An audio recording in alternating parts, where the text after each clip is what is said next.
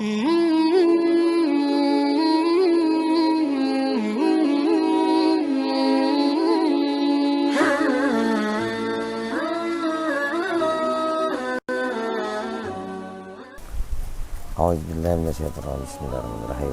Assalamualaikum warahmatullahi wabarakatuh. Alhamdulillah rabbil alamin. Hadana li hadza wa ma kunna linahtadiya laula an hadana Allah. Asyhadu an la ilaha illallah wa asyhadu anna Muhammadan abduhu wa rasuluh. Qala Allah ta'ala fi kitabil karim. A'udzu billahi minasyaitonir rajim. Bismillahirrahmanirrahim. Wal 'asr. Innal insana lafi khusr illa allazina amanu wa 'amilus shalihat wa tawasaw bil haqq wa tawasaw bis sabr. Wa qala aidan rabbi shrah li sadri wa yassir li amri wahlul 'uqdatam min lisani yafqahu qawli. Amma ba'd. Apa kabar anak-anakku sekalian? Yang mudah-mudahan pada kesempatan kali ini kita semua selalu diberikan kesehatan, keberkahan, lebih-lebih kemuliaan oleh Allah Subhanahu wa Ta'ala. Nah, Ramadan di 10 yang terakhir itu banyak sekali mengajarkan kepada kita semua. Salah satunya mungkin Syahrul Mujahadah. Tapi paling tidak anak-anakku sekalian, apa itu Syahrul Mujahadah? Syahrul Mujahadah yaitu penyucian hati kita.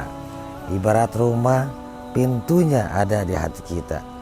Bagaimana ketika 10 terakhir menjelang Idul Fitri, maka rumah kita harus bersih, penuh dengan kesucian, ketidaksombongan dibuang, rasa ria dibuang, bahkan sampai nilai-nilai yang mungkin tidak kita ketahui atau tidak kita sengaja, kesalahannya harus kita bersihkan. Agar apa? Agar kita menuju ke hari-hari yang fitri yang memang kita dambakan bagi setiap orang yang beriman, tentunya yang melakukan shaum Ramadan. Ingat, dalam kaitannya ayatnya kan ya ayyuhallazina amanu kutiba alaikumusiyam, dan hanya orang yang beriman yang melaksanakan ibadah puasa, dan hanya orang yang beriman yang melaksanakan ibadah puasa akan menggapai yaumul fitri di kemudian hari. Di lain sisi, anak-anakku sekalian, kita sebagai generasi muda, generasi harapan bangsa, generasi yang 10, 20 tahun atau 30 tahun yang akan datang, yang akan meneruskan perjuangan baginda kita Nabi Muhammad SAW, yang akan juga meneruskan daripada sendi-sendi pondasi Islam di kemudian hari. Maka tentunya mesti kita sadari, apa itu? Salah satunya yaitu menanamkan dalam hati kita keimanan yang benar-benar kokoh, sehingga nantinya akan bersanding kepada amal soleh, dan kita akan menjadi anak yang soleh.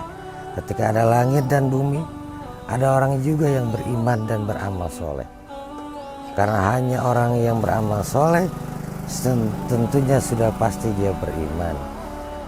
Tapi ada 2 amal soleh bentuknya. Yang pertama, bentuk amal soleh yaitu memberi. Makanya di surat Wal 'Asr itu kan, di ayat ketiganya, illallazina amanu wa amilus sholihat wa tawasaw bil haqq wa tawasaw bis sabr. Jadi memberi sesuatu yang memang bermanfaat untuk orang lain. Nah, jadi anak-anakku sekalian, amal soleh itu ada 2 aspek. Yang pertama tadi Bapak sudah katakan, yaitu memberi. Memberi jangan diartikan sebuah materi saja, tapi nasihat menasihati juga. Ketika guru menasihati muridnya, mengajarkan muridnya, itu juga termasuk memberi, bagian dari amal soleh. Kemudian orang tua memberikan nasihat yang baik kepada anaknya, itu juga termasuk memberi dan bagian dari orang-orang yang soleh. Lalu kemudian aspek yang kedua yaitu menahan diri. Menahan diri ini timbulnya dari nurani kita, dari sisi kerohanian kita. Begitu juga dengan puasa. Hari ini kita berpuasa, itu adalah belajar untuk menahan diri. Shaum Ramadan imanan wa ihtisaban. Ketika orang yang berpuasa di bulan Ramadan berdasarkan iman, maka amal soleh juga ketika bisa menahan diri, itu juga bagian daripada dia beriman kepada Allah Subhanahu wa taala. Nah, makanya anak-anakku sekalian, bulan Ramadan ini terutama 10 terakhir ini, mari kita jadikan puasa kita puasa yang terbaik buat diri kita sendiri, sehingga kita menjadi anak yang soleh maupun soleha yang nantinya merupakan bagian dari kehidupan kita di kemudian hari, sehingga kalau kita sudah bisa melewati itu semua, insya Allah kita bisa menjadi penerus yang mensyariatkan atau mensyiarkan ajaran Nabi kita Muhammad Sallallahu Alaihi Wasallam. Karena hanya orang yang beriman dan beramal solehlah, maka terciptalah generasi-generasi Islami di kemudian hari. Entah itu generasi yang membawa akhlaknya berakhlakul karimah, atau ilmunya yang semakin melangit, atau memang adabnya di lingkungan kehidupan dalam sehari-hari yang memang dicintai oleh masyarakat sekitarnya. Mudah-mudahan puasa kita merupakan puasa yang selalu terbaik buat kita dan menjadi amal soleh di kemudian hari. Selamat berbuka puasa. Wabillahi taufiq wal hidayah. Assalamualaikum warahmatullahi wabarakatuh.